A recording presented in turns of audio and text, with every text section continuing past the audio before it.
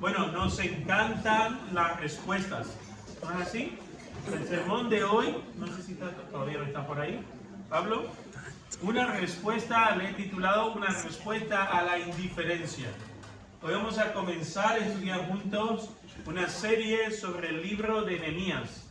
Y hoy nos toca estudiar Nehemías capítulo 1. Yo le voy a pedir, Miguel, si puede, ponte un poquito más acá para poder ver tu cara. Y yo creo que algunos podéis moverse un poquito más, perdone, para poderle ver la cara. Quiero verle la cara a todos. ¿Valerio? No, Miguel se ve bien, allá atrás. No, sí, Miguel, claro. Hay otro Miguel, el de rojo. Bueno, una respuesta a la indiferencia.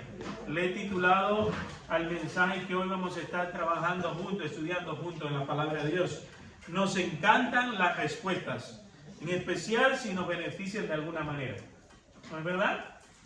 Nos encanta la respuesta, en especial cuando esa respuesta nos bendice o nos beneficia de alguna manera. Pero nos incomodan muchas veces las preguntas. Las preguntas suelen incomodarnos. Jesús era experto en hacer preguntas y jamás tenía miedo a las respuestas. Cuando vemos todos los evangelios, Jesús casi siempre preguntaba, le encantaba preguntar y le encantaba que le preguntaran. Mi hijo Marco en una ocasión me comentó: papá, ¿sabes cuál es la mentira que los adultos suelen decir, o las personas suelen decir muy a menudo?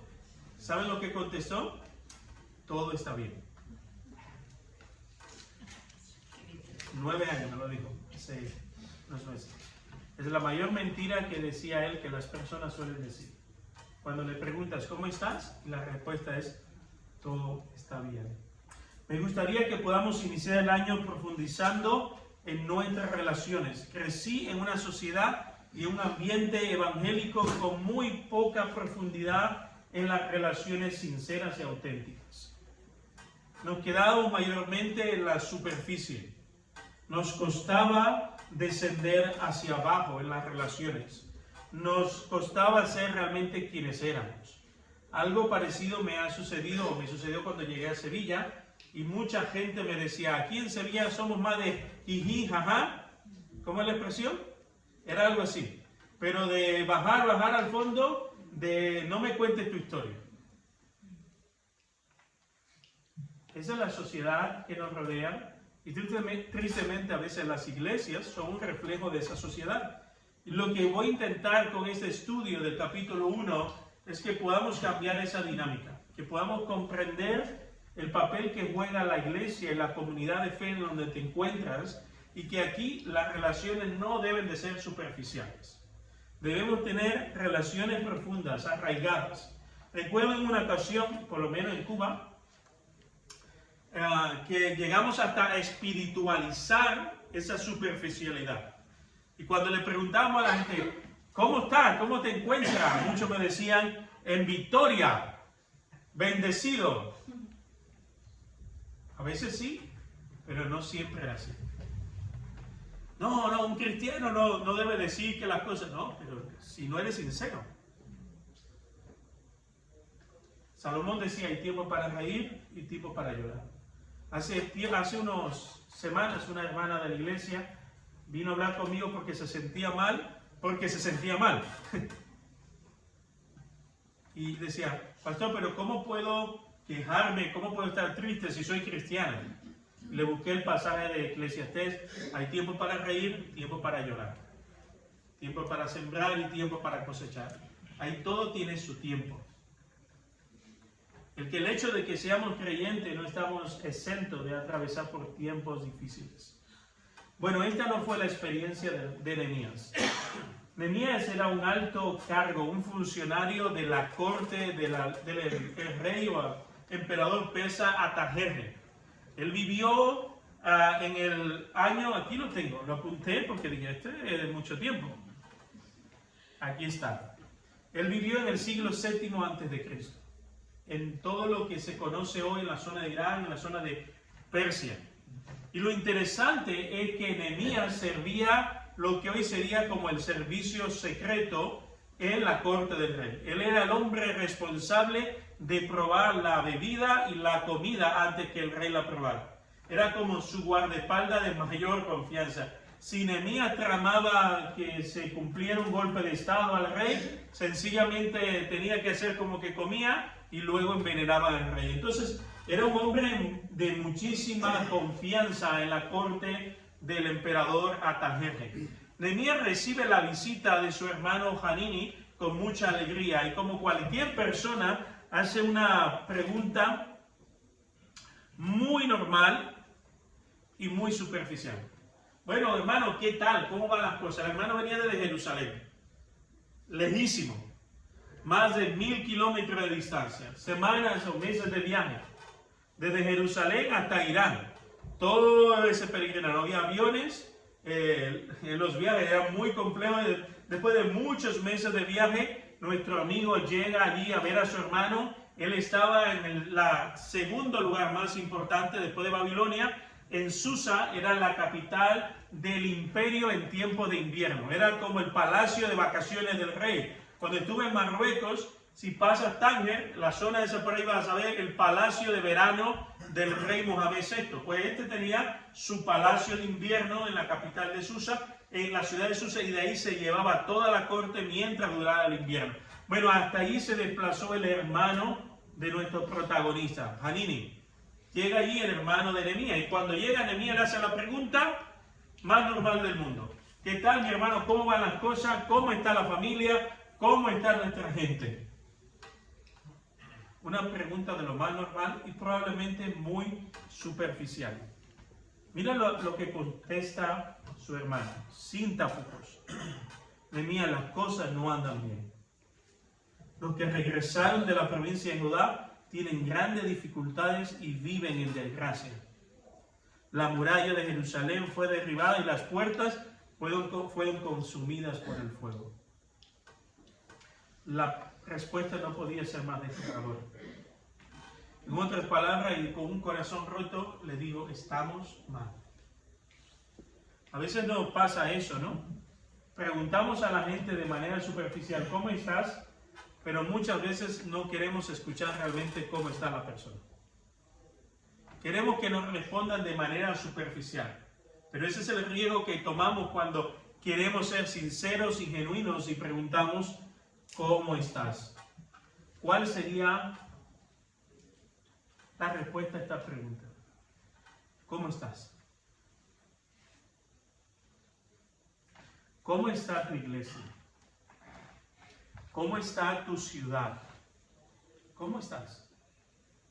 Podemos responder como la mayoría de la gente, ¡oh, en victoria!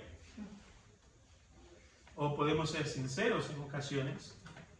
Estamos en victoria, pero a veces estamos mal, pastor. Tengo problemas con mis padres, no llego a final de mes, tengo una batalla con la adicción, mi matrimonio no está bien, no me está yendo bien en la universidad o en el instituto como yo esperaba. Las cosas no están bien. O podemos conformarnos con seguir viviendo una vida superficial. Hoy me gustaría que podamos ir mar adentro con la ayuda de Nehemías capítulo 1. Vamos a leer el contexto, vamos a leer el pasaje para tener una idea más clara de lo que estamos hablando. Y el propósito, como os dije, es que podamos salir de aquí profundizando en nuestras relaciones en este nuevo año. Y vamos a ver qué bendición hay cuando decidimos hacer preguntas profundas, cuando decidimos confrontarnos en amor, ayudarnos a crecer y tratarnos con sinceridad y no con superficialidad. Vamos a leer el capítulo 1, versículo del 1 hasta el 11. Yo voy a leer primero la primera parte y luego en otro momento leeremos la segunda parte. Dice así, a finales de otoño, en el mes de Quisleo.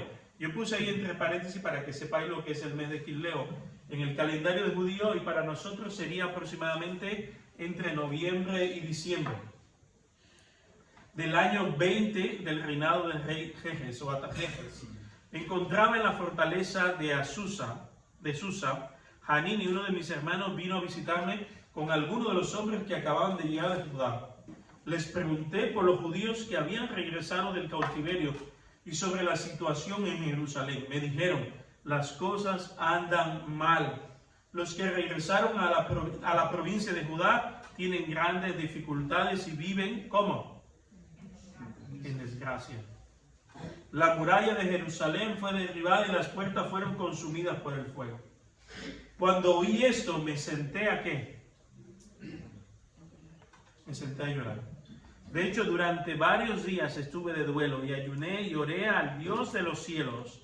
Y dije, oh Señor, Dios del cielo, Dios grande y temible, que cumples tu pacto de amor inagotable con los que te aman y obedecen tus mandamientos. Escucha mi oración, mírame y verás que oro día y noche por tu pueblo Israel. Confieso que hemos pecado, es cierto, incluso mi propia familia y yo hemos pecado. Hemos pecado terriblemente al no obedecer tus mandamientos, los decretos y las ordenanzas que nos diste por medio de tu siervo Moisés. Y luego él sigue orando, y luego vamos a desgranar más esto, pero sigue orando, confesando, intercediendo, y luego pide a Dios que le dé favor para lo que él va a hacer, para cómo él se va a implicar en el problema de su pueblo. Como os dije anteriormente, corría aproximadamente el siglo V a.C. Persia era el imperio dominante en ese instante. Habían pasado ya unos 142 años de la caída de Jerusalén por mano del imperio babilónico. Muchos judíos fueron llevados cautivos, entre esos se podéis recordar a Daniel y sus amigos, Sadrach, Mesach y Abednego. Pero 70 años después de este suceso, gran parte de la diáspora judía pudo regresar a Jerusalén como respuesta a la promesa y a la profecía que Dios había dado en Jeremías. Después de 70 años de cautiverio, gran parte del pueblo, o gran parte de la diáspora, regresa a Jerusalén. Pero casi 100 años después, las murallas de Jerusalén seguían derruidas. El pueblo estaba deprimido, desanimado, inseguro. Esa no era otra cosa que una realidad física de la realidad espiritual. La realidad espiritual era que la vida espiritual del pueblo seguía en ruinas. La gente desobedecía a Dios, vivía alejado de Dios, adoraba a otros dioses, vivían sin esperanza y desilusionados por la vida. El derruir de las rocas, piedras que se levantaban en Jerusalén eran solo un reflejo del derruir espiritual de la gente. Muchas veces vemos a muchas personas que viven en miseria y en situaciones que dicen, oye, ¿por qué esta persona no sale de ese ciclo vicioso, de ese ciclo de vida? ¿Por qué, oye, todo lo que emprende le va mal? ¿Por qué? ¿Por qué? Porque muchas veces esa vida física que estamos viendo está reflejando un problema espiritual en su vida. ¿Por qué no hay un novio, una novia, un amigo, una amiga que, oye, que pueda durarle en su vida? Porque su vida espiritual no anda bien. Y si dentro no estamos bien, fuera tampoco. El cuerpo, lo físico, solo refleja lo que hay dentro de nuestro alma. En medio de este contexto, llega a oídos de Nehemías la condición en la que se encuentra su gente. Quien, a pesar de ser copero del rey, alto funcionario, tener una buena vida y además de todo eso, nunca antes había ido a Jerusalén, a pesar de todo eso, Nehemías siente empatía con su pueblo. Él se siente identificado con el dolor, la angustia y el sufrimiento de su gente. A finales del otoño, como dice la palabra, del año 20 del reinado de Artajerjes, me encontraba en la ciudad de Azusa, y cuando escucha el informe de su hermano, cae en dolor. Nehemías deseaba conocer la condición en la que estaba su pueblo. A pesar de que él nunca había ido a Jerusalén, él quería saber cómo estaba su gente. La pregunta que quiero que pensemos hoy, la primera pregunta de esta tarde, es ¿cómo está tu iglesia? Nehemías le preguntó, oye, ¿cómo está mi pueblo? ¿Cómo está mi gente? La Biblia nos dice que la iglesia es el Israel espiritual. Es decir, somos el pueblo que Dios ha escogido para sí como un instrumento para mostrar su gloria en este mundo. Nehemías quería saber cómo estaba su pueblo. ¿Tú deseas saber cómo está tu iglesia? ¿Te importa tu iglesia? ¿Le has preguntado al resto de los creyentes cómo se encuentran? No de manera superficial, que es lo que vemos en la sociedad, sino deseando saber cómo se encuentran realmente. Hay algo que quiero que recordemos. La iglesia no es el edificio donde nosotros nos reunimos. Son las personas que han recibido a Cristo en su corazón que componen el cuerpo de Cristo. Eso es importante porque cuando estoy hablando de tu iglesia, no estoy hablando de los muros de la iglesia, del edificio, que pueden estar derruidos físicamente, pero la iglesia está viva. La iglesia está viva. ¿Te importa tanto tu iglesia, tu familia espiritual, que eres capaz de preguntarle a él o a ella cómo estás de verdad? No de, estoy bien. No, ¿cómo estás? Mirar a los ojos a tu hermana y a tu hermano y decirle, ¿cómo te encuentras? ¿Cómo van las cosas en casa? ¿Cómo te va con esa lucha que tú me dijiste que tienes? ¿Cómo lo llevas? Vivimos en un mundo en el que prima las relaciones superficiales y el postureo. Pero eso no es lo que Dios desea para sus hijos. Escuchen esto. En la superficialidad no hay sanidad ni restauración de vida. En la superficialidad no hay sanidad ni restauración de vidas. No las hay. Las apariencias solo nos hacen más esclavos de las mentiras y del pecado. Si hay algo que Cristo confrontaba constantemente a los fariseos, no porque lo que enseñaban estaba mal. Jesús decía, no, hagan lo que dicen, pero no vivan como ellos viven. Porque lo que enseñaban no estaba tan lejos de la verdad, pero eran incoherentes porque no eran sinceros consigo mismos. La iglesia debe de ser un lugar seguro, un hospital para pecadores, un lugar en donde tengamos la madurez de llevar las cargas juntos sin temor a ser señaladas o señalados. Un espacio en donde podamos aconsejarnos, confrontarnos con nuestros pecados y aprender a caminar juntos. Veamos dos versículos que nos van a ayudar a comprender esta verdad espiritual. Gálatas 6, 2, 3 y Santiago 5 del 1 al 15. Dice Gálatas 6 del 2 al 3. Dice, ayúdense a llevar los unos los otros las cargas, ayúdense a llevar los unos las cargas de los otros y obedezcan de esa manera la ley de Cristo. Si te crees demasiado importante para ayudar a alguien, solo te engañas a ti mismo. Wow, no eres tan importante. Confiénsense los pecados los unos a los otros y oren los unos por los otros para que sean sanados. ¿Hay sanidad? En la superficialidad no hay sanidad. No la hay. En el postureo no hay restauración. Es en la confesión de pecados. Es en la confesión de pecados los unos a los otros. Mira, Miguel o Luis, estoy mal. Tengo problemas en casa. Estoy pasando lo malo. Estoy lejos de Dios ahora mismo. Vengo a la iglesia por compromiso, pero no estoy bien. Eso es confesar. O mira, estoy engañando, estoy mintiendo, estoy haciendo. Ahí hay sanidad. Estoy saliendo con un chico o una chica y estoy teniendo relaciones fuera del propósito de Dios, que es el matrimonio. Y al inicio fue super happy, pero ahora me siento mal.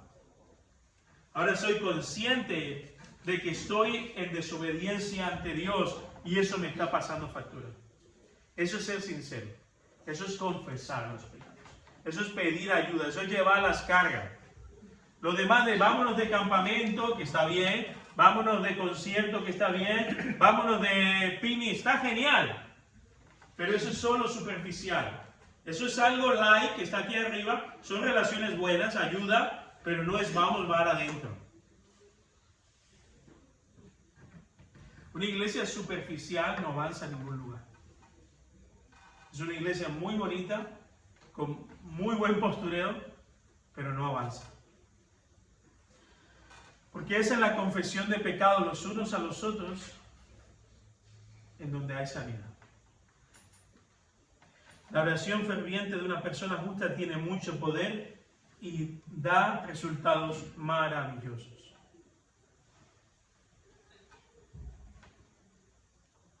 Toda la Biblia ha sido escrita en clave de comunidad y familia, no para individuos, no individuales. Dios no quiere que andemos solos o que escondamos nuestras luchas. Desea que podamos caminar juntos, aun cuando nuestras vidas no están pasando por el mejor momento. Es necesario que podamos ser sinceros y ser capaces de preguntarnos cómo te encuentras. ¿Cómo te encuentras? ¿Cómo estás de verdad? Sí, yo sé que en la empresa te va bien, yo sé que en los negocios te va bien, yo sé que en el trabajo te va bien, pero ¿cómo está tu alma? ¿Cuándo fue la última vez que Dios habló a tu corazón? ¿Cómo va la lucha con la pornografía? ¿Cómo va tu lucha con las adicciones? ¿Cómo va tu lucha con la ira? ¿Cómo va tu lucha con la mentira? ¿Cómo va tu lucha con el consumo compulsivo? ¿Qué está pasando con la tarjeta de crédito que me dijiste que ibas a eliminar porque no podías controlar el comprar? Eso es confesar los pecados. Eso es llevar las cargas juntos. La segunda pregunta es: ¿cómo está mi ciudad? Nehemías no solo se preocupó por las personas, por los individuos, sino por Jerusalén.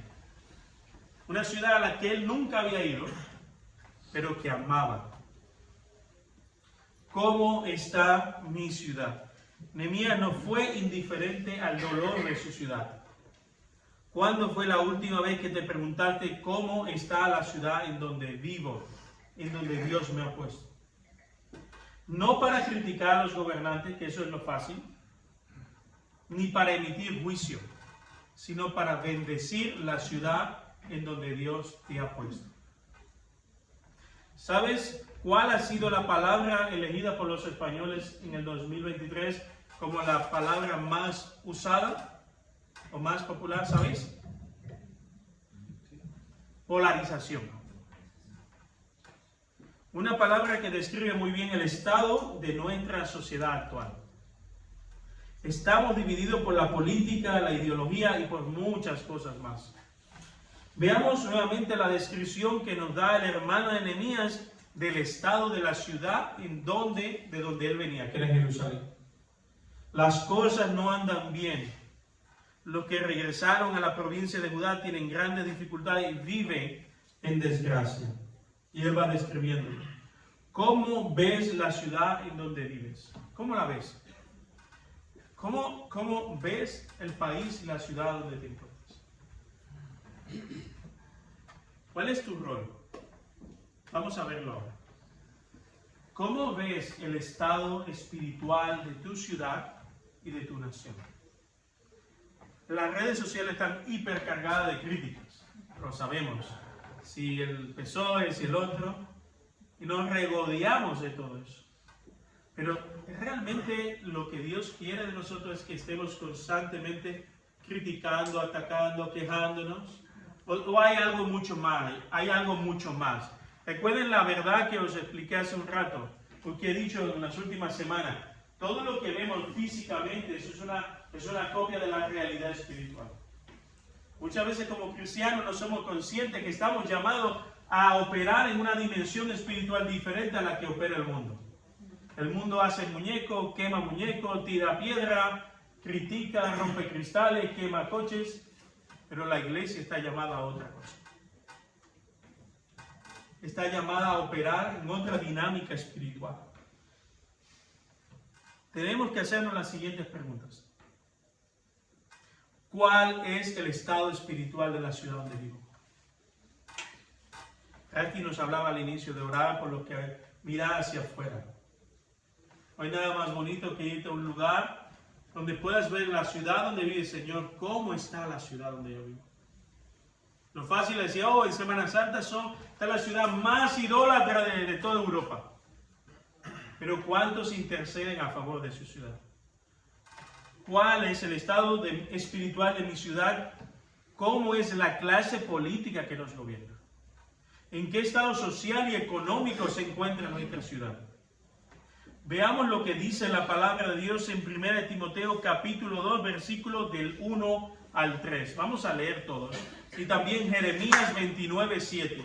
Jeremías 29, 7 es un pasaje increíble, porque nos habla del rol y el papel que tenemos que jugar nosotros en la ciudad donde estamos. José Manuel, ¿me puedes leer por favor? Jeremías 29, 7. Trabajen por la paz y prosperidad de la ciudad donde los envié al destierro. Y dad al Señor por la ciudad, por el bienestar de la ciudad, dependerá del bienestar de todos. Primera de Timoteo 2, del 1 al 3, Miguel. Miguel. En primer lugar, te ruego que ores por todos los seres humanos. Pídele a Dios que los ayude, intercede en su favor y da gracia por ellos.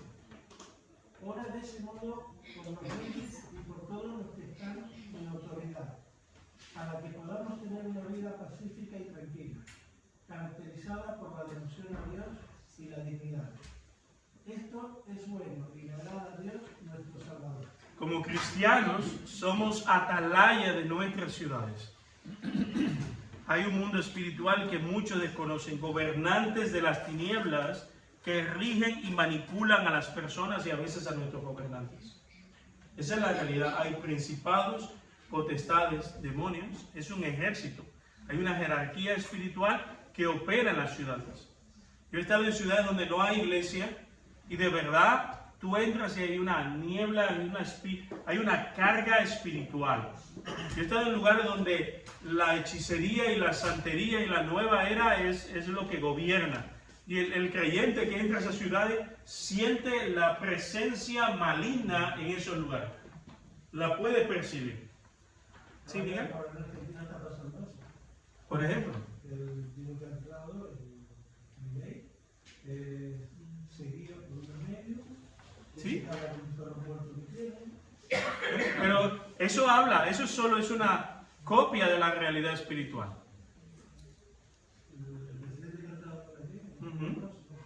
Llamamos, escuchen, estos seres espirituales muchas veces operan y gobiernan en este mundo, en nuestros países y ciudades, y manipulan a personas. Tú y yo no estamos llamados a criticar, atacar, ofender, a hacer tanto juicio de valor a aquellos que nos gobiernan. Jesús es nuestro mayor ejemplo. Jesús nunca criticó al César. Es más, lo tentaron para que lo hiciera y dijo, dale al César lo que es César. ¿Y a quién? A Dios lo que es de Dios. Oraba por todos, incluyendo los gobernantes. Su mayor anhelo es que todos le conocieran a él. Porque lo que va a cambiar tu ciudad, tu país, donde tú te encuentres, no es tu política o capacidad para influir en la sociedad, es Cristo. Es Jesús el que tiene el poder para cambiar la dinámica espiritual de la ciudad donde tú vives.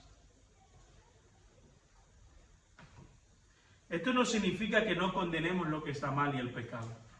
Pero siendo sincero, creo que no somos tan conscientes de la responsabilidad que tenemos ante Dios y nuestra ciudad de interceder y ser atalayas espirituales para la ciudad donde vivimos. No lo somos. Vemos con indiferencia a la ciudad donde estamos. Es muy fácil atacar y decir lo que está mal, condenar lo que está mal, criticar lo que está mal, la ideología de género está mal, todo lo que estamos viendo en la sociedad está mal, pero ¿cuánto tiempo intercedo? El Espíritu Santo tiene poder para revelarse a Pedro Sánchez, al alcalde de Tomales, tiene poder para revelarse a Juanma Moreno, lo tiene. Más, el Espíritu Santo se reveló al rey cuando Daniel lo echaron al foso, se le reveló. Se reveló a Nabucodonosor, un hombre que más endemoniado y más malo no podía ser. El Espíritu Santo se le reveló. Pero la iglesia tiene que orar y operar en esa dinámica. Una iglesia que no ora, no intercede a favor de su ciudad, está entregándole el terreno al mundo del maligno. Nuestra lucha no es contra sangre ni carne, sino contra principados y potestades. Es contra un mundo espiritual. Detrás de lo que llamamos mundo ese sistema de gobierno filosófico en el que nos vemos todos envueltos, no hay otra cosa que un mundo espiritual que opera ahí. Ahora, nosotros podemos librar la batalla con nuestras armas carnales, redes sociales, atacando, criticando, diciendo, o doblamos rodillas y decimos, Señor, ok, el mundo va a operar en esta dinámica, nosotros vamos a operar con las armas de nuestra milicia, que son poderosas en Dios, ¿para qué? Para destrucción de fortalezas. Y yo me lo digo a mí mismo, porque no crean, yo me siento tentado a emitir constantemente juicios de valor, porque veo que lo que están haciendo está mal, pero poco tiempo dedico, y lo digo de corazón, para el tiempo que estoy criticando, doblar rodilla y decir, Señor, no es esa persona. Es lo que está operando detrás de esa persona. ¿Cuál es mi responsabilidad? Vestirme de toda la armadura de Dios, coger las armas de nuestra milicia, que es el ayuno, la oración. Fue lo que hizo Nehemías.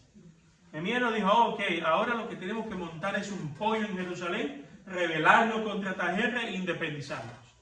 Eso hubiera sido una opción, pero no lo hizo. Él dijo, ayunó, oró, hizo ayuno, oración y luto, puso una cara de tristeza para que el rey viera la realidad espiritual que estaba en Nehemías. ¿Cuáles son las armas de tu milicia? Es el poder de Dios. Dios puede cambiar todas las leyes que hoy día vemos que nos atacan o están en contra de nuestras libertades. Dios lo puede hacer. Cuando los misioneros ingleses y norteamericanos salieron de China a inicio a los años 30, 20 y pico, 30, cuando la revolución cultural de Mao Zedong, la mayoría dijeron, ahora China está perdida. Ahora ya no hay quien lleve el evangelio. Los americanos y los ingleses volvieron, dieron a China ya por perdida. En los años 70, inicio del 80, cuando China comenzó a abrirse, descubrimos que habían casi más de 200 millones, de cristianos en China. Sin seminario, sin templos, sin nada. ¿De quién era el poder? ¿De quién era la obra? No era de ellos, era del Espíritu Santo. Operemos con las armas de nuestra milicia. Deseo que en este día podamos ser más conscientes de la responsabilidad que tenemos de dar testimonio del Evangelio en nuestra ciudad, trabajar para la prosperidad y la bendición de nuestra ciudad y nuestro país, trabajar como iglesia por la convivencia en paz y no alimentar la enemistad y la polarización que tanto daño nos está haciendo. Soy testigo de cómo esa polarización ya ha llegado a las iglesias. Iglesias se dividen porque unos son de derecha y otros son de izquierda. Iglesias se dividen porque siguen a un líder humano y otros no.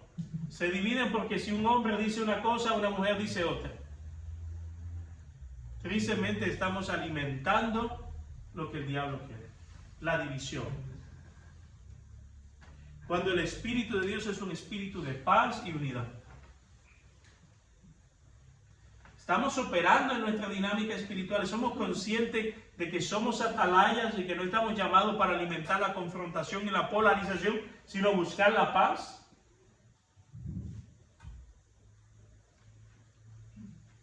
¿Qué puedo hacer por mi iglesia y por mi ciudad, en donde Dios me ha puesto? Le voy a pedirle a alguien que ahora me ayude, pero quiero ver lo que hizo primero Nehemías. Vamos a ver qué hizo Nehemías en favor, en ese capítulo 1, en favor de su ciudad y en favor de la gente de su ciudad y en favor, hoy sería la iglesia y el lugar donde Dios nos ha puesto. Número 1, pásalo Pablo, por favor. Sintió empatía y compasión por su pueblo, es decir, no era indiferente al dolor de la gente. Cuando oí esto, dice Nehemías, me senté a llorar. De hecho, durante varios días estuve de duelo, ayuné y oré al Dios de los cielos. Eso fue lo primero que hizo, sintió empatía por la gente. Se identificó con la condición física y espiritual de la ciudad de donde eran sus antepasados. ¿Cuál es tu actitud hoy día frente al estado espiritual, económico, social y de todo lo que podamos decir de tu iglesia y de tu ciudad. La crítica, la indiferencia, la queja, el lamento, el señalar, el decir, es una alternativa, pero esa no te va a llevar a ningún lugar. Solo a generarte un espíritu de amargura en el corazón. ¿Cuál debe de ser nuestra actitud? Interceder, orar. Vamos a ver ahora. Lo segundo que hizo fue que, intercedió ante Dios. ¿Por qué? Por su pueblo. Oh Señor, Dios de los cielos, Dios grande y temible, que cumple, ¿qué cosa? Tu pacto de amor inagotable con los que te aman y obedecen tus mandamientos. Escucha mi oración. Mírame y verás que oro, ¿qué cosa? 1 hora al día, 15 minutos en la mañana, 10 minutos en coche cuando voy de camino al trabajo. ¿Qué dice él?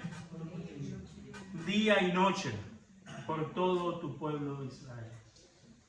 ¿Cuánto tiempo oras por tu iglesia y por la ciudad donde vives? Llevo ya más de 20 años en el Evangelio y como pastor 20 años como pastor y casi 30 años en el Evangelio. Y algo que me da tristeza, mucha tristeza, es cuando la gente comienza a criticar que si alguien hizo o no hizo de la manera. Y yo siempre digo, ora.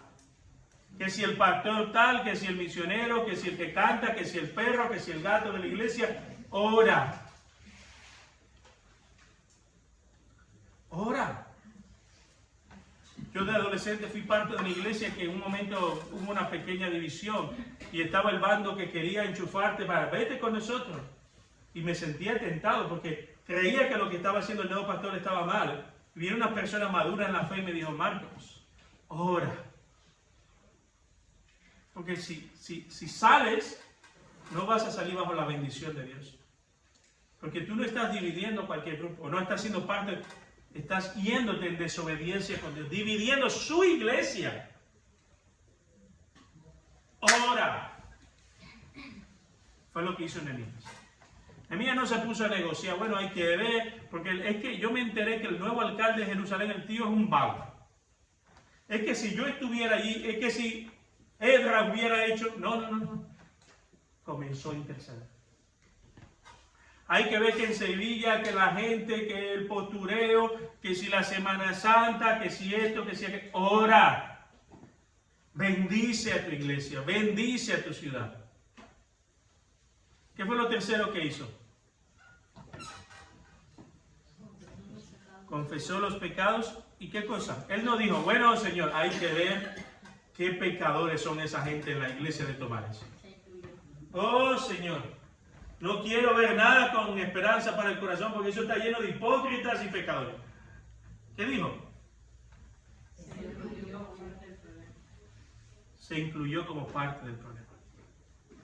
Señor, si ellos son hipócritas, yo también. ¿Hemos pecado? ¿Qué significa? Hemos. No dijo, hay que ver que Miguelito, que... No. Yo he pecado porque yo debí de haber acompañado a Miguelito y no lo hice. Yo vi por dónde iba y me quedé callado para evitar un problema. Todos hemos pecado. Hemos pecado terriblemente al no, ¿qué cosa? Haber obedecido los mandatos, los decretos y las ordenanzas que nos diste por medio de tu siervo Moisés. ¿Por qué pensáis que es tan importante confesar los pecados de tu iglesia y tu ciudad? Esto es clave. ¿Por qué pensáis que es tan importante interceder ante Dios y confesar no solo tus pecados, sino los pecados de tu iglesia y de tu ciudad? Si vemos en los profetas menores, era completamente casi todo confesando los pecados de la ciudad. Si vemos el libro de Apocalipsis, la primera parte, es Jesús señalando los pecados de la iglesia y pidiendo que se arrepintieran y se apartaran de ellos. Estamos llamados a confesar y a mediar ante Dios por la ciudad donde vivimos. La queja no es una alternativa. No la es. Necesitamos sentirnos parte de la ciudad y de la comunidad espiritual donde Dios nos ha puesto. ¿Por qué creéis que es importante confesar los pecados? No es por lo que dice ahí que si confesamos los pecados, dice el Eso es lo que el versículo, pero ¿por qué es importante?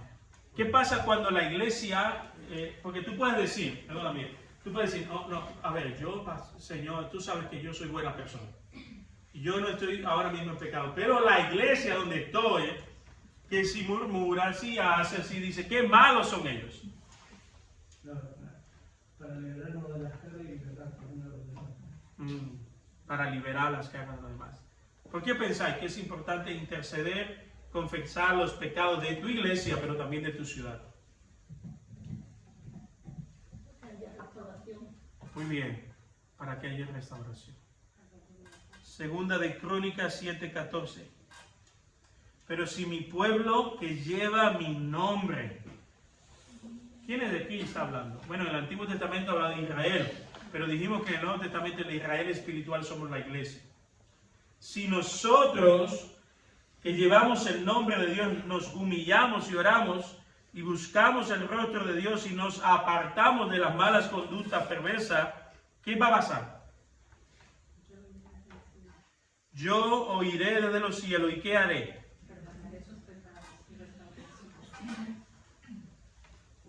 Esa es nuestra responsabilidad. Somos atalayas ante Dios. Somos mediadores. Estamos intercediendo, nos estamos poniendo en la brecha. Señor, perdona la idolatría de Sevilla. Señor, perdona a todos esos prostíbulos y redes de prostitución y de tráfico de personas, de niñas y de niños que hay en nuestra ciudad. Hace poco cogieron una red de traficantes de mujeres aquí en Sevilla. Señor, ten misericordia, Padre, pero trata con los traficantes de droga que están provocando tanto daño a personas.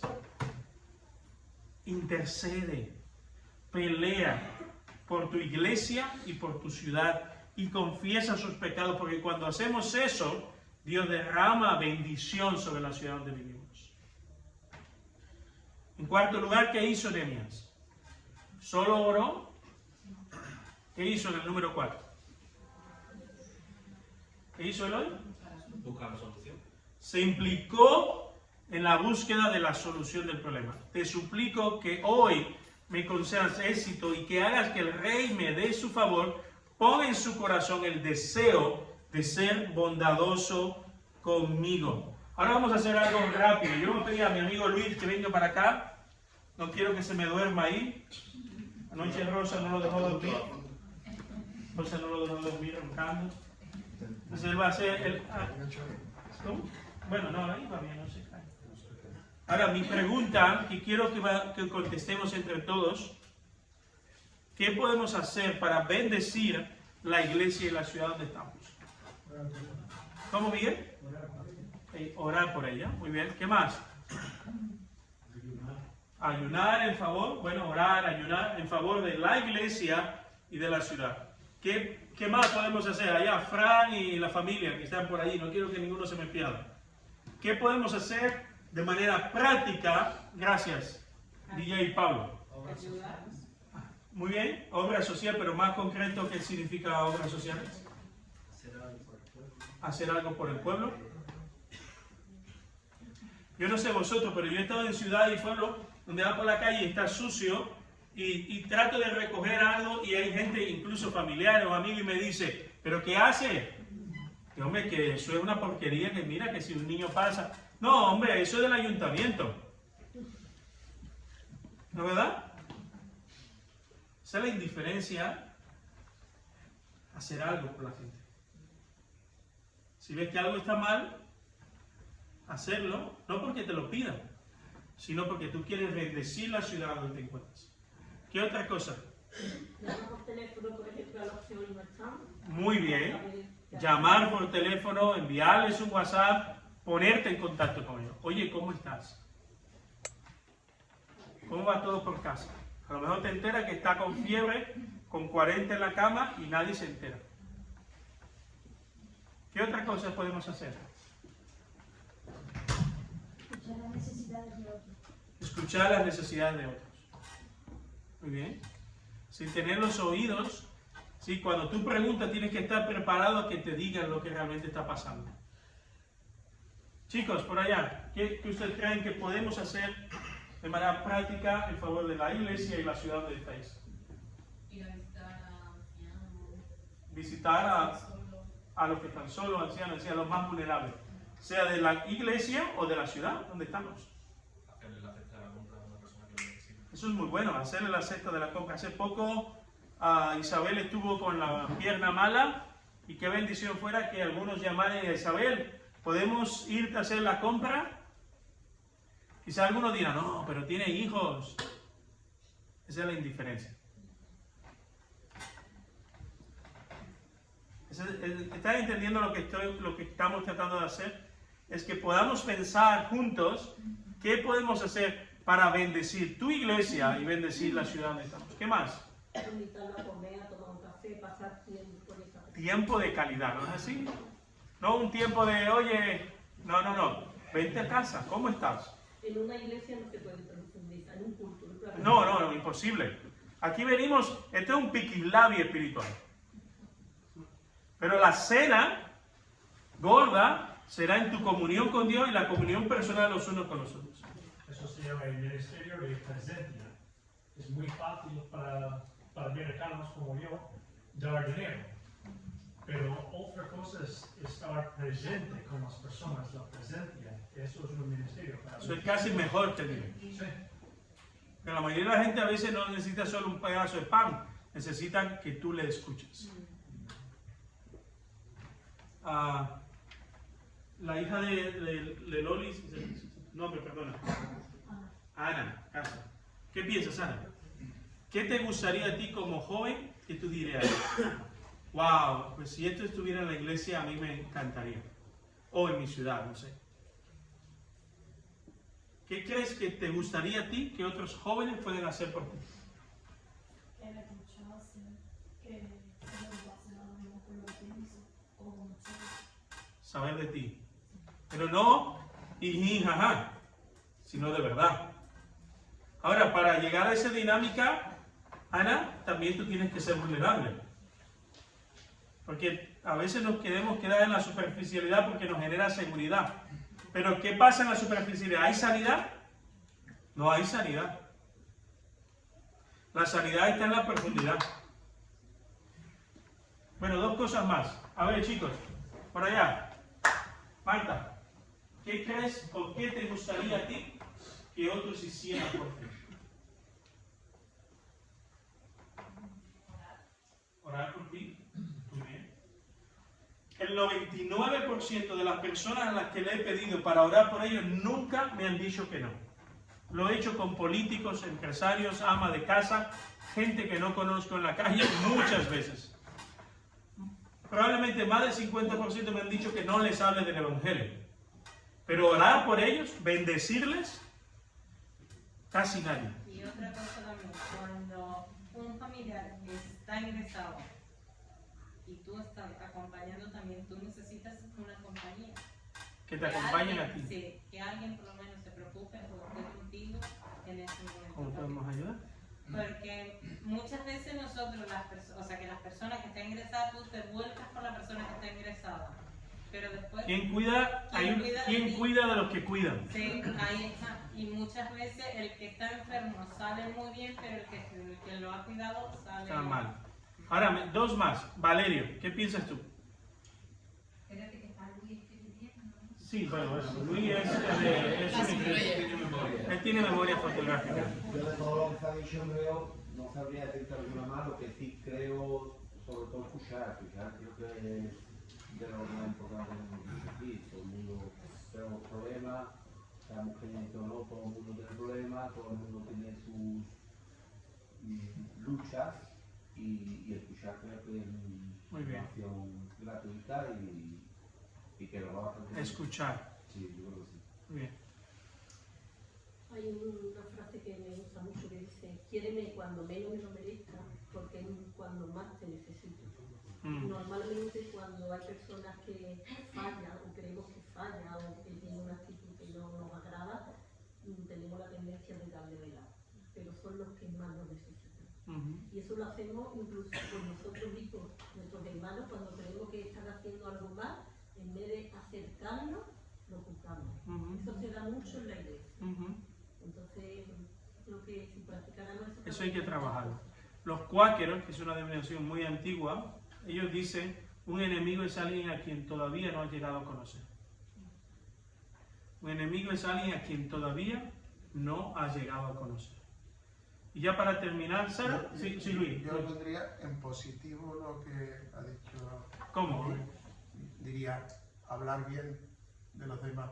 Es decir, a Sí. veces la tendencia natural es la crítica, ¿no? Pero si nos esforzamos, hoy voy a hablar bien de alguien, ¿no? Es decir, y a veces eso nos cuestiona también a nosotros mismos, nuestro conocimiento y nuestra relación con los demás, ¿no? El hablar bien, es decir, el buscar la forma de Dios, hablar. ayúdame a bendecir a las personas con mi palabra. Es decir, oye, qué bueno, qué bien te queda el jersey.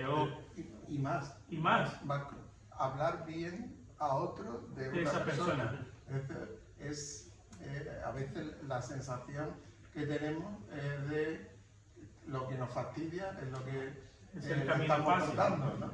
Pero procurar el hablar bien de los demás es saltar, en cierta manera, a una persona diciendo las cosas buenas que está viendo en él, porque todos tenemos cosas buenas, aunque las cosas... Como el mayor villano del mundo, tiene algo bueno. Pero yo creo que en medio de la iglesia todos tenemos cosas buenas.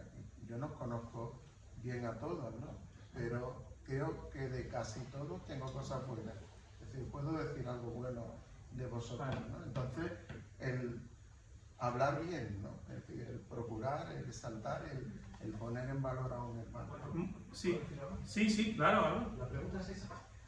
¿Qué puedes hacer por tu iglesia y tu ciudad? A ver cómo lo digo. Yo lo que haría, y digo el porqué, cogería a la gente, a las personas que son conflictivas. Porque haciendo referencia a la frase de Pablo Coelho, yo eso lo estoy viviendo ahora en mis casas. Y eso yo lo comparo, hago la comparativa con un ser juzgado. Creo que te lo he dicho hoy, cuando te digo, que yo hace un mes lo pensaba así y he visto un rechazo en mi círculo social de una persona y me ha sentado me ha sentado mal. Entonces, ¿qué puedo hacer por la iglesia, tu ciudad, tu comunidad? Yo aprendí en el ejército y yo llegué siendo un cero a la izquierda. Un cero a la izquierda. Y la misión de mi jefe, con la ejemplaridad, con la convicción, con la profesionalidad, era sacarte de ese pozo y convertirte en un profesional. Un profesional en todos los aspectos. A raíz de ahí yo me dediqué al tema de las artes marciales. Y a mí lo que me gusta con las artes marciales es eso, lo que las artes marciales es mi deporte. Fomentar actividades deportivas para canalizar toda esa frustración, todo ese odio. Y al final te hace un vínculo con esa persona que es férrea e inamovible. Me dedico a ello. Sacar lo mejor de la gente, ¿no? Sí, con actividades. En tu caso con el deporte, otros con otros dones y talentos. Pero escuchen esto, muchas veces el camino más rápido es la crítica, la queja, los insultos, la indiferencia, pero tarde o temprano la vara con la que juzgues te juzgará a ti.